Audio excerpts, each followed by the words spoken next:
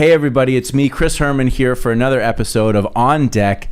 Today my guest is Lucas Doytier. Lucas is a local musician and music promoter here in Fort Lauderdale. And I met Lucas probably a couple months ago, and we've been working on a couple projects together. Lucas is a really bright young guy. He's super creative when it comes to music and performance.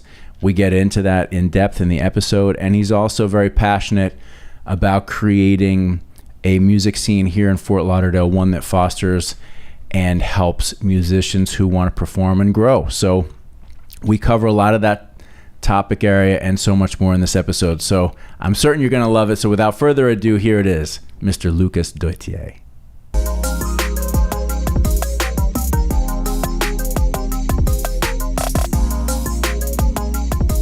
Lucas, I believe that you are our first sibling guest. Yeah. In the sense that your brother Maxence was a guest, about a couple months ago. Mm-hmm. And as a result of him being on the podcast, he came in that day and he's like, "Oh my God, man, you gotta get my brother in here. He's a rock star. He'll love this place, And he was so super jazzed about you coming in here. So yeah.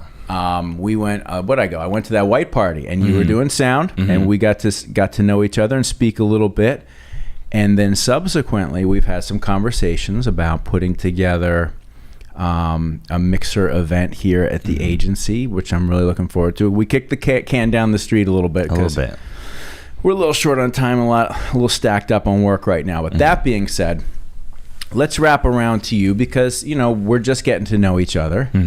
But Lucas, one of the things that you are currently doing in the community, the creative community here in Fort Lauderdale, is helping to promote musical acts, hosting open mic nights, et cetera, et cetera. So why don't we use that as a introduction to you and allow you to share with me and us? Yeah. Thank you. What you got going on, man? So, so many things actually. And, really to start, I guess, with my musical background, I've been playing guitar since I was 6 years old. I'm 24 now, so like 18 years. Okay. So that's kind of my route. I started going to a school in the Pines area and like the Davie area. It's called ASM Music Schools. Mm-hmm. So I went there and I took lessons every week. And I went there for like 13 years.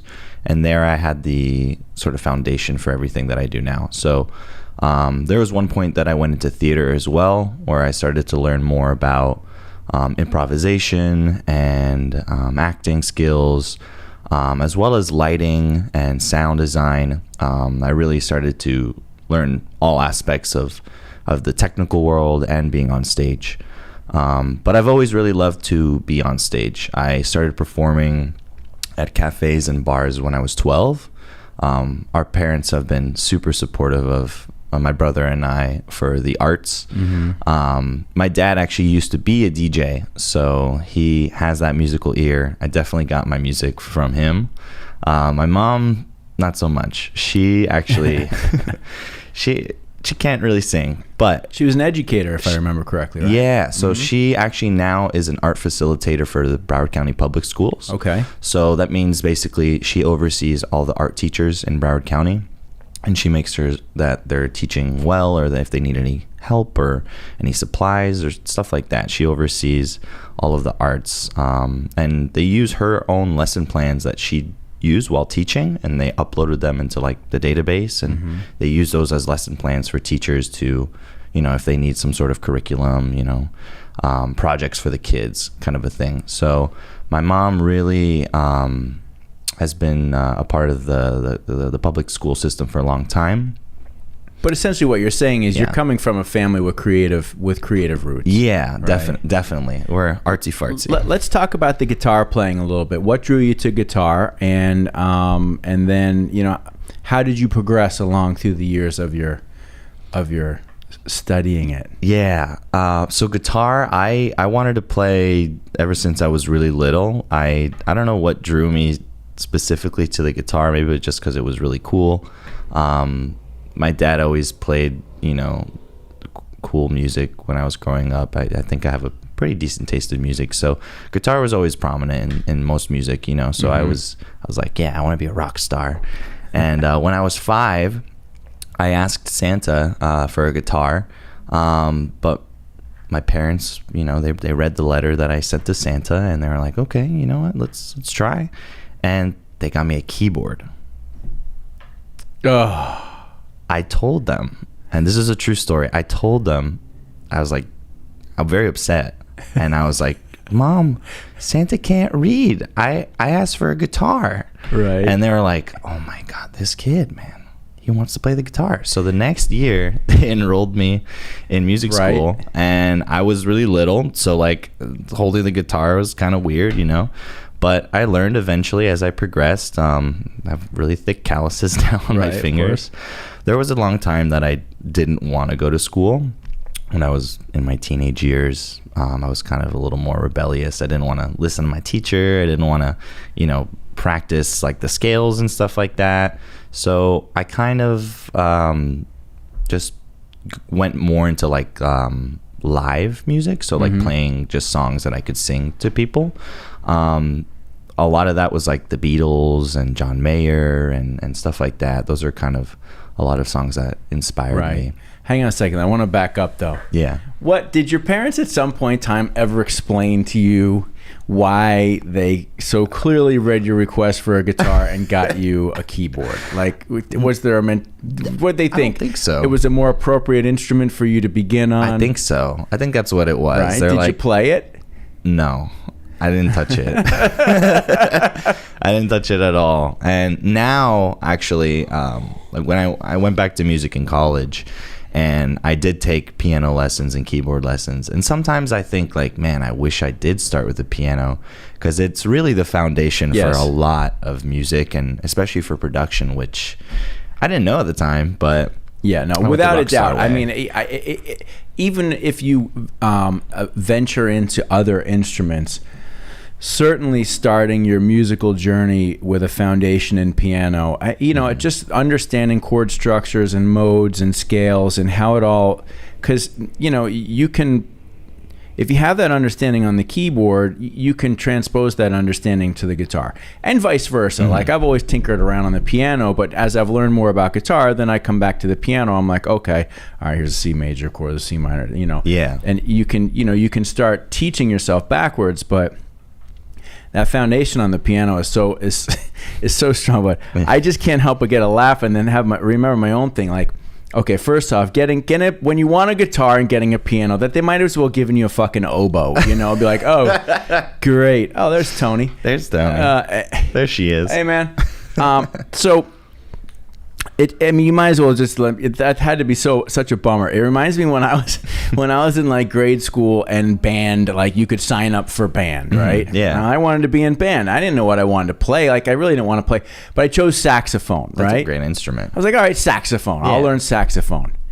And everybody's going to like the music store to get their new saxophone for band, right? And my mom's like, I think your Uncle Peter has a saxophone, right?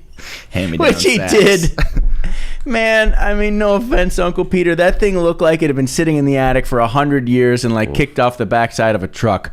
So I opened this thing up and it was just like, it just smelled old and musty. It looked shitty. I immediately did not want to play saxophone anymore just because I was like, what am I supposed to do with this old junker? I guess if I had really wanted to play sax bad enough, I'd have found a way, because concurrently, when I finally got my first acoustic guitar, which was a hand-me-down from my dad, I didn't care how good or bad it didn't matter. Like I was playing that guitar. Yeah, definitely. Guitar is. We have that connection too. I know you've got so many beautiful guitars, man. Thank you. There's something so cool about the guitar and the sound and things you can do with it.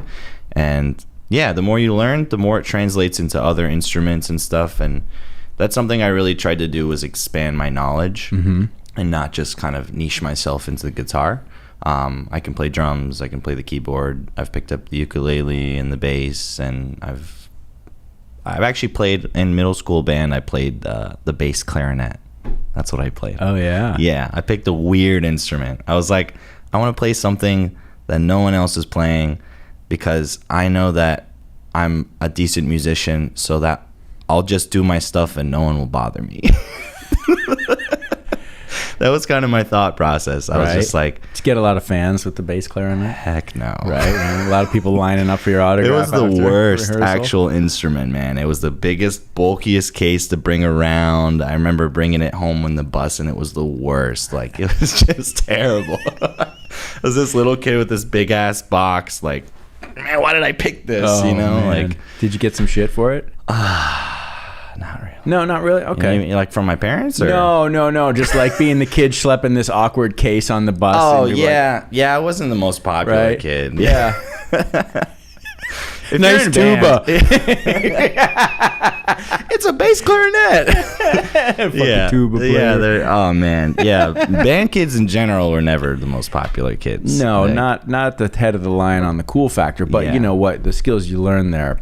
Yeah, no, those are lifetime Yeah. skills, Right. You're in for the long distance, even though you get made fun of in the short distance. Right. Yeah. Did you like when you were going through guitar training, teaching, school, education? I mean, this was like 13 consistent years of constant lessons. Yeah, I went every week. Dude, I can't wait. We got to get you here and get you to play. I want to hear. Yeah, man. All right. We could put jam after this, but I would love. Well, but you've got your thing tonight, don't you?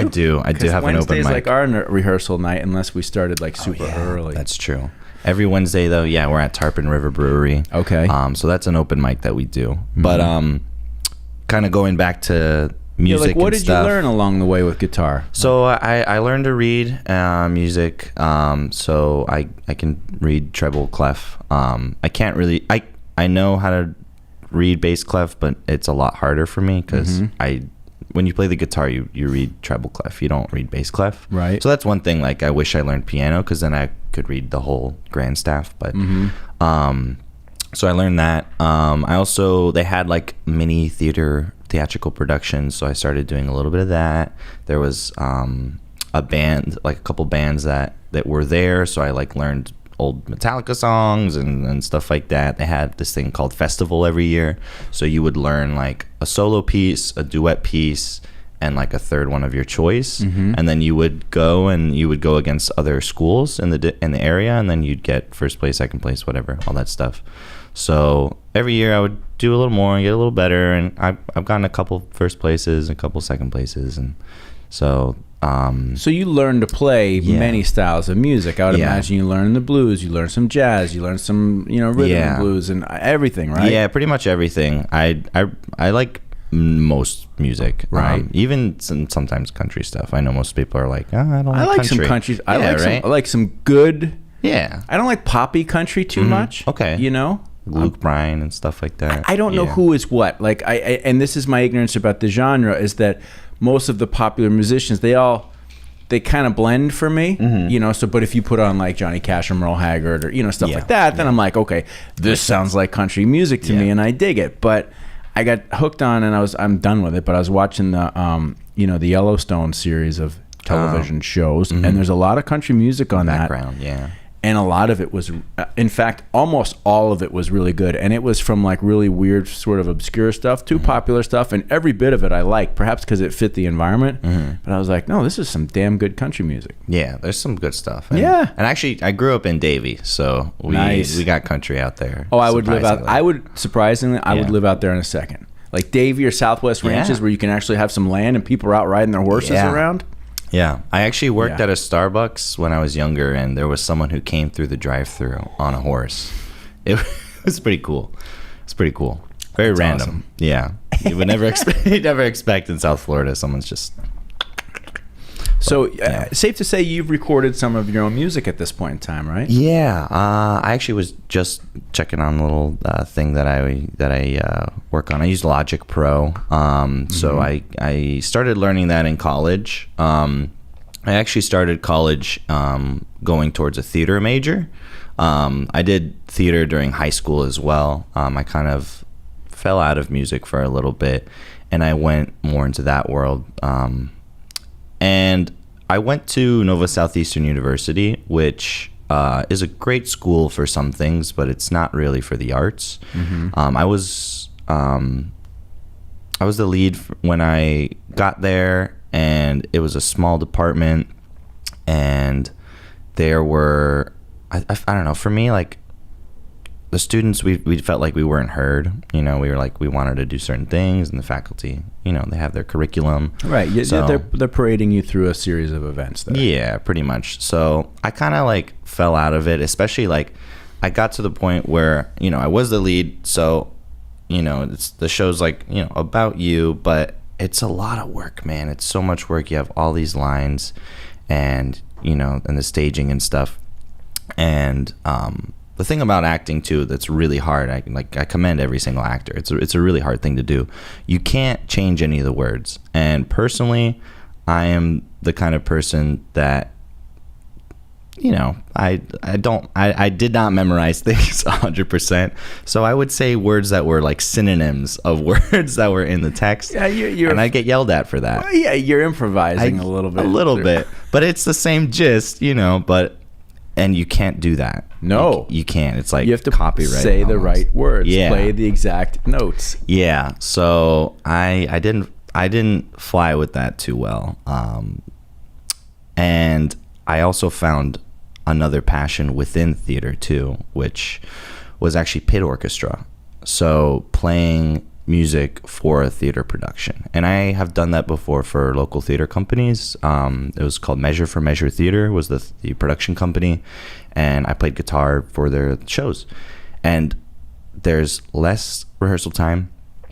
You sit down the whole time, you play music that you enjoy, and you get paid more than the actors. And for me, that's a win, man. Right. So it didn't make any sense at that point for me to be an actor, because there's honestly an overabundance of people who want to be actors, and there's less people who can read music and can kind of go along that path. So personally, I found a lot of joy in that, because I still, was enjoying the theater experience, but I don't know, man, like it just made more sense. When you're playing in the pit orchestra, what instrument are you playing?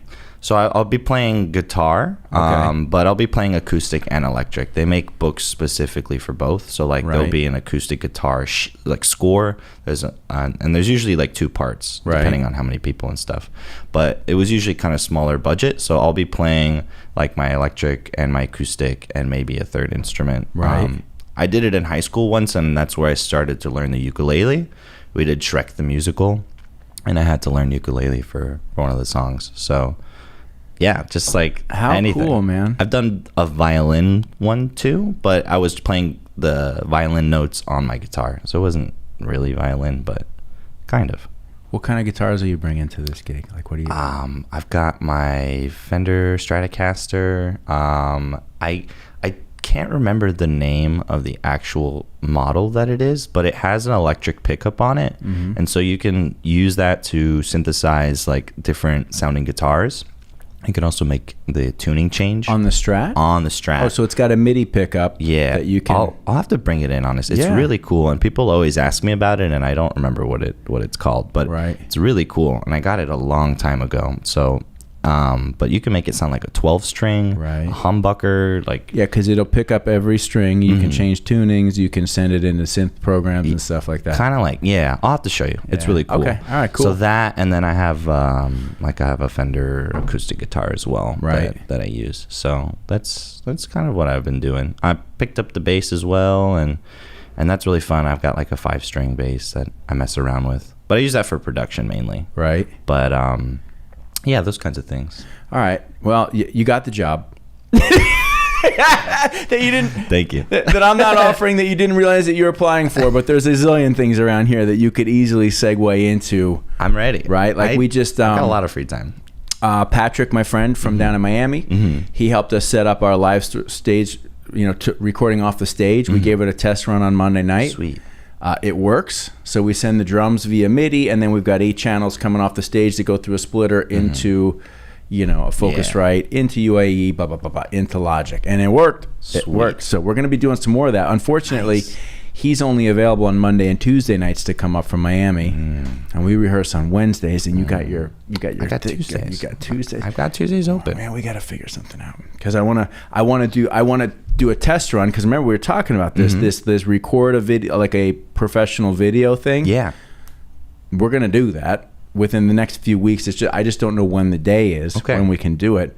But I'll bring one or two cameramen in. We'll shoot the band. And if we could do it on a Monday or Tuesday, I'll use Patrick. If we can't do it then maybe we can slip you into this role and teach you how. You'll know how to do it, right? Yeah. Anyway, I'm fired up about it. I'm fired up too, man. This is awesome. Because that's one of the things that we want to be able to present when we do our networking thing. That would, definitely a example product. So you've learned all this stuff about music, right? I mean, and you're involved, from theater to orchestra to learning how to read, play guitar, performing your own stuff, performing covers. It's a very abundant catalog of knowledge at a very young age at this point in time. And now you're starting to go out into the community and put stuff on, right? Yeah. I had this kind of goal when I was in college. Growing up here, I found that there wasn't a lot of a music community here. And maybe that was just because of my age and I didn't really know. But I hear it from people all the time that the arts down here, like, it's really lacking. And that comes from all perspectives, honestly, even from the theater perspective all the way down to a comedian or a musician. All of us in the arts, painters as well. The community down here is, I don't know, it's really weird. It's lacking. It's there's not as much opportunity for people who are just beginning. There's a lot of spots for people who are already, having a long catalog of experience and can, whip up all these things. So I wanted to change that coming out of college. I wanted to build something specifically for music, but a community for people who want to share their talents, who want to grow, who want to network, who want to, build something bigger than themselves, because there's really not a lot down here that I have found. Right. So that's kind of where the idea started, and I'm kind of figuring it out as I go. But a little more than 3 years ago, I started going to an open mic called the Riverside Mic in Plantation. And it's at the Riverside Market every Monday. I started working with two individuals who were actually a comedian and musician pair, just like I am now with Tony. Okay. And their name is Blake Woodrow and Ricky Gonzalez. They're both awesome people. I met them back in college, and they invited me to this open mic. I started going as just a performer, and that's really where I first started sharing my own music as well. I'm the kind of person that's hypercritical of themselves, so I keep on working. Sure. I think I need to keep on adjusting. It's not perfect, Yeah, and what we all fail to realize is 99% of the people watching and listening don't notice all the details, right? They either like it or they don't. Yeah. And you might be thinking you're doing terrible, and they're like, this is amazing. Yeah, definitely. It's kind of stepping out of your own way. Right. Yeah. And I had to learn that. And sometimes I still have to, remind myself that just do it, just do it. There's no reason to not do it. So that's kind of where I started. And eventually the people who were running the open mic were sort of falling off a little bit. And then COVID came, and there's a lot of confusion and stuff. So I was passed the torch. So I purchased all their equipment, and then I kept the show going every Monday. Right. So we're still there every Monday, Okay. A little more than 3 years now. And we've expanded into more projects. So far within the first year, we're actually now like a year and a month old. We've done album release parties, art gallery openings, open mics, markets, which is like planning local vendors, food trucks, and entertainment, as well as like the production for all that stuff and planning that, and showcases, which is where we produce shows at local venues, and we book the talent, we pay them for their time to the best of our ability, and we try and give a platform to people who are just starting or who are already going but just want to share what they have and I love it, meet man. new people. So I love it.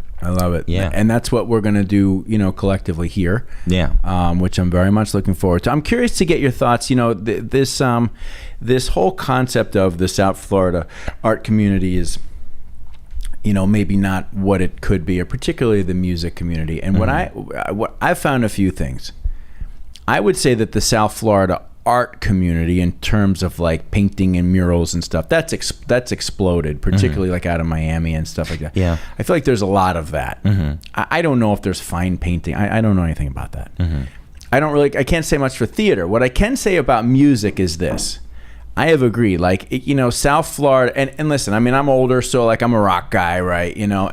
But I like all kinds of music. I mean, I would go out and see anything, right? If I had the time, I'd love to see jazz. I'd love to see, blues. I'd go see country. I mean, I'd go see anything, right? But I haven't really prioritized it just because business and family and what have you. But I certainly would love to see like a really cool music scene. And the few things that I've found over the years that are influencers of that are the following, and I would be curious to see if you agree. Number one, South Florida, particularly this Miami, Fort Lauderdale area, it's like an international vacation destination, right? Yeah. Like so much of what happens down here supports tourism and people coming from other parts of the world and wanting to go to the beach and have a good time, right? Yeah. And so what is the music that supports that? Well, it's dance music in a lot of cases, right? So there's always been a vibrant club scene when it comes to DJs and EDM and hip hop and all that stuff. So that's like always been there. And it probably always will, because it supports the nature of what I think so many people either are used to in terms of coming here, or B, even the people that live here love. Two, you have this very large, Hispanic, South American, and island influence in the area, and that particular style of music is very evident in Miami and other areas, right? And then three, but that's not like young up and coming band music, right? Yeah. Like that seems like more like mature players getting together, and if there's a band playing on Calle, it's probably men and women in their 40s, 50s, and 60s who are really good players. Been doing it for a long time. Right. Have that experience. Exactly. It's not the kids, right?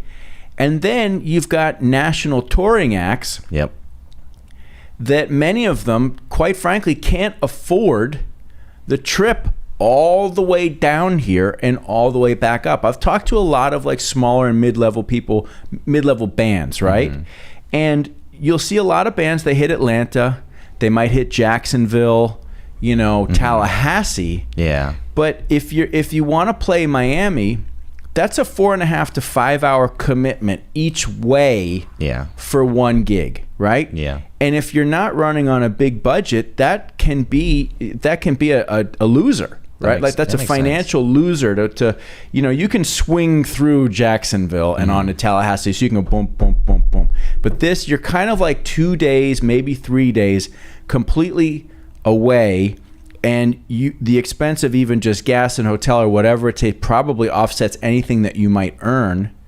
And so a lot of bands forego this marketplace either on the smaller scale because they can't afford it, or on the larger scale because there isn't like this rock mentality in South Florida. Yeah, honestly, that makes a lot of sense. I didn't necessarily think of that, but definitely your first point about this is a place where people come to party. That's really what I felt when I was a kid. There's nothing or little to nothing for kids to enjoy. I used to go to like Treetops Park and stuff for like enjoyment, and I enjoyed my music school. But everything here is tailored for people to go out and party and drink and experience the beautiful beach. Right. It's not really geared towards music and live music more than the DJs and stuff, which is a great talent and takes a lot of skill. 100%. But nothing against any type of DJ oriented music. No, but live music, there's something different about it, and that's what I found that was lacking. I'd see people at restaurants, playing, but those people have a ton of experience and they've been going around forever, and that's all they do is play live music at restaurants, and right, they play 5-6 days a week, and that's how they make their money. But that's not the band thing. It's not like when you're growing up in the proximity of New York or Chicago or LA or Boston or whatever, where there is a place for every scene, right? Yeah. At least when I was growing up, there was, New York, it was like, all the big bands came through. You had punk rock, you had punk rock, you had metal, you had hip hop. Like you could go see anything that you were into as a kid. It was available in the live format if you wanted to seek it out. Yeah. I definitely felt that was lacking. That's a mecca for sure. New York and Chicago and California and those kinds of places where the scene is really popping. It's not little to few people are like, go to South Florida, man. They've got the scene. So how do we influence that in a positive direction right here? What do you like? Let's talk about what you're doing, right? Like, yeah. How do you make a difference with that? Are there bands and musicians down here that want to play and want to get out and do stuff? Yeah, there's a ton of them. There's probably now more than ever because there's so many people that are moving here, especially during what's been happening the last couple of years. Florida's been really the tried and true champion of freedom, being able to live freely and do what you want. We had like maybe 3 months of a closure, and then I started doing open mics again, and I just made sure everyone had their mask on. We sanitized the microphone in between each performance. No one got sick, and it's those moments where people feel like, I'm not good enough to share something, or I don't know where to go. That's the thing that I want to solve. I want those people to feel like they have a voice, they have a place to go, they have a network to fall back on and to grow and to learn from. And it's really about connecting those dots. We're all kind of ships in the middle of this ocean out here. We don't really have any guidance. Right. I'd like to try and help guide that. There's a lot of people who should have a platform. I've met amazing musicians who have no followers. They don't know how to market themselves. They don't know how to, do these things now that are, on TikTok and reels and stuff on Instagram. They don't know about peak posting hours during the day. They don't know about hashtags. So those are the kinds of things that I like to try and help people out with too. It's about, I think, sharing that education, sharing that knowledge, sharing the wealth of information out there, because knowledge is power, I think. That's why I like to learn a lot as well. You referenced something interesting, and it's I mean, there may not be the venues for people to play, but there are a lot of people out there that have talent and or ability or desire that need a little bit of encouragement or coaxing to get over that like fear of performing, right? Yeah. I mean, listen, I mean,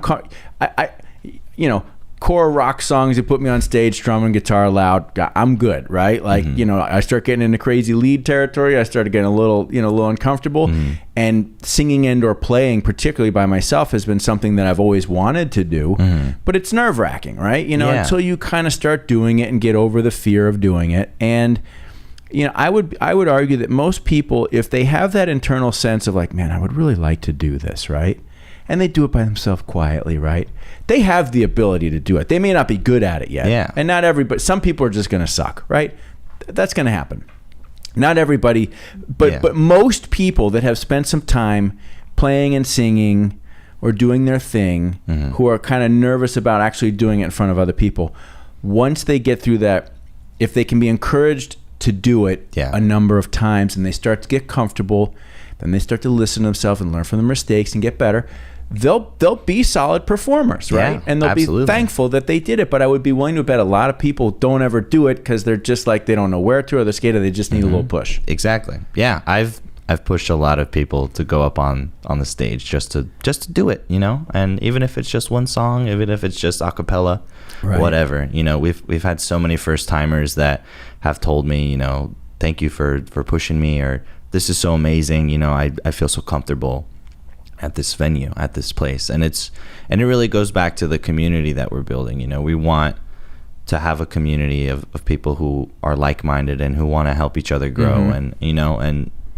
that's really what we've been building. And it's really amazing that there are so many people out there that are just coming in from nowhere, it seems like, or from other states, and they want to perform and they want to get better and they want to grow, and it's really cool to be a part of that. So I'm just trying to keep building, going on to bigger things, and keeping that community, that sense of community with everything that we do. So it's so important. And again,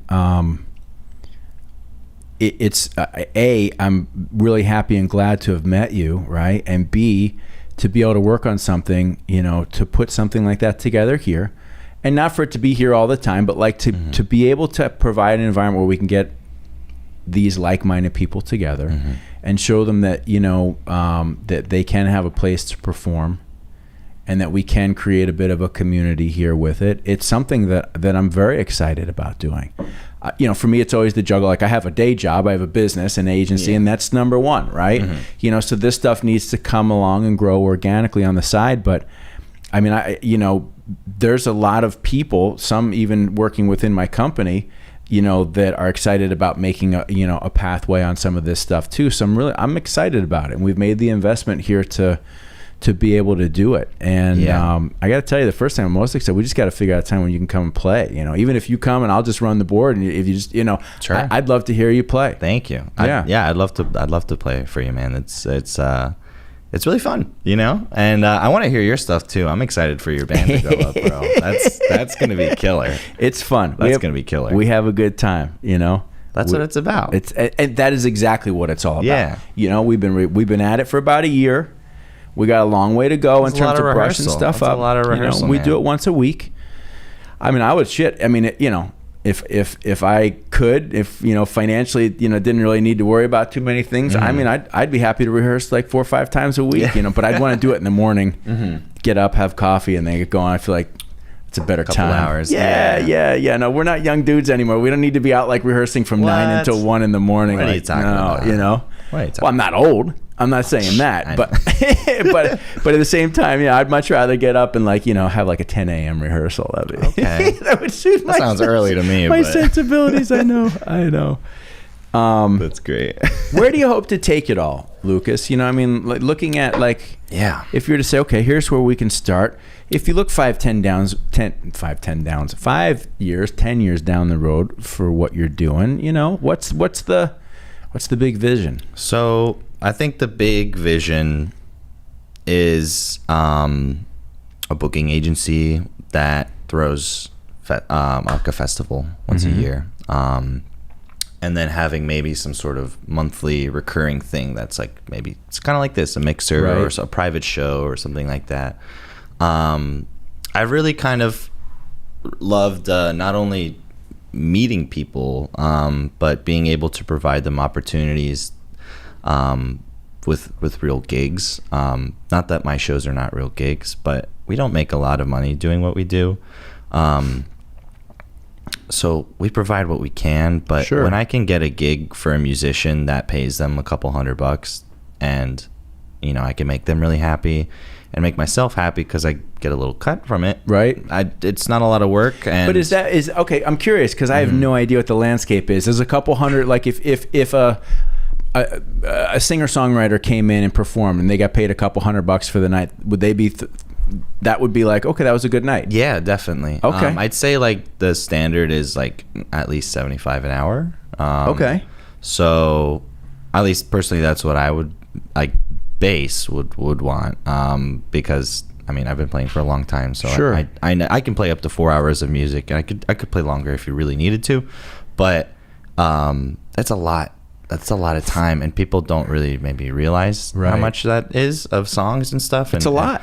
And people who gig every week and they play for 3-4 hours every week, it's a lot. It's really straining. So at least $75 to $100 an hour is kind of to be expected. Okay. So for our things, for our services, it really also depends on if we have to provide the equipment.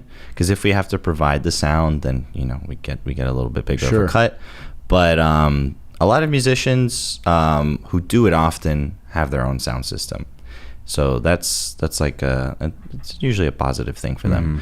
But that kind of piggies back on like the idea of most places are not ready for live music. The fact that a live musician has to have their own sound equipment is necessary, I think. Because if anything goes wrong, you know, you should have your stuff to fall back on.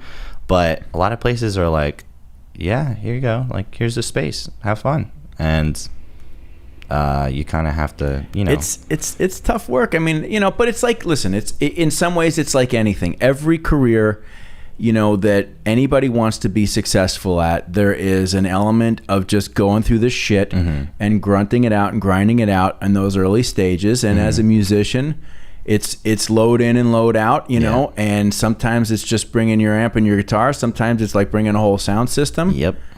Hey, I mean, I still remember, you know, in college with my band, you know, I mean, shit, loading up our singer's station wagon and filling his wagon up with all of our shit and driving 4 hours and, you know, getting somewhere and loading everything and set up.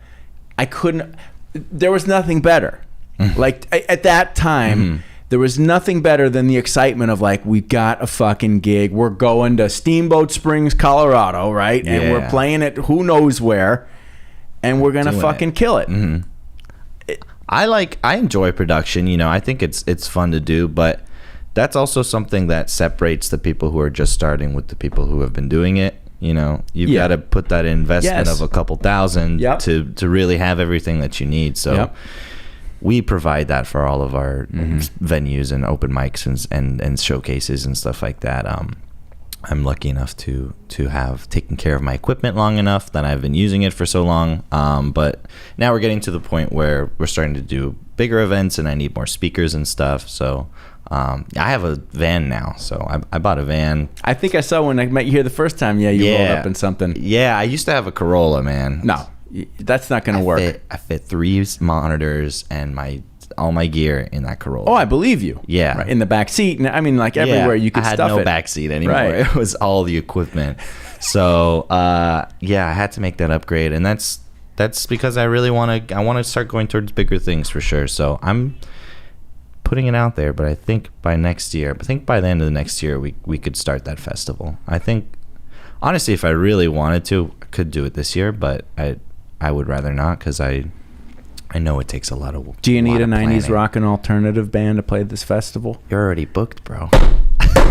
Fuck yeah, baby. You're already booked, man. You're already booked. I forgot to tell you, but you're already booked. Right. Yeah, we'll get you our logo. Hell yeah. Which we don't have. Yeah. Hey, I can make you one if you need. No, that's what we do. I'm just kidding. I'm just kidding. Yeah, I'll tell Aaron. No, you know, I got some kid out there. He's going to do our logo. Yeah.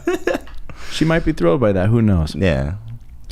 Well, Lucas, man, you know, it's really good to get to know you a little bit more and understand what your vision is. And I think that, you know, I think it's an important one. Number one, I'm really impressed with your overall level of skill and training, your diversity of abilities in the world of music and performance. That's going to go a long way for you. Thank you.